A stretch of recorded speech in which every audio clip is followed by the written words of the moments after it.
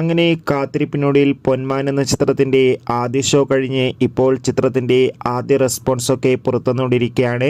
ആ ഒരു അപ്ഡേഷനാണ് ഇന്നൊരു വീഡിയോ ഭാഗത്ത്. വീഡിയോയിലേക്ക് മുൻപ് വീഡിയോ ലൈക്ക് ചെയ്യുക, ചാനൽ സബ്സ്ക്രൈബ് ചെയ്യുക.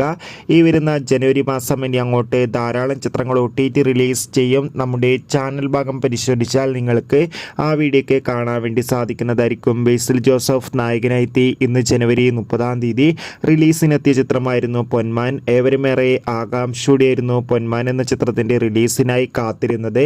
ഫൈനലി ചിത്രത്തിൻ്റെ ആദ്യ ഷോ ഇപ്പോൾ കേരളത്തിലെ വിവിധ തിയേറ്ററുകളിൽ അവസാനിക്കുമ്പോൾ ചിത്രത്തിന് മികച്ചൊരു പോസിറ്റീവ് റെസ്പോൺസ് തന്നെയാണ് പുറത്തുവന്നുകൊണ്ടിരിക്കുന്നത്. ചിത്രം കാണുന്ന സിനിമാ പ്രേമികളെല്ലാവരും ഒന്നടങ്കം പറയുകയാണ് പൊന്മാൻ എന്ന ചിത്രം മികച്ചൊരു ത്രില്ലർ ചിത്രമാണെന്നും ചിത്രത്തിൽ ബേസിൽ ജോസഫിൻ്റെ മികച്ച അഭിനയം തന്നെ കാണാൻ വേണ്ടി സാധിക്കുന്നുണ്ടെന്നും.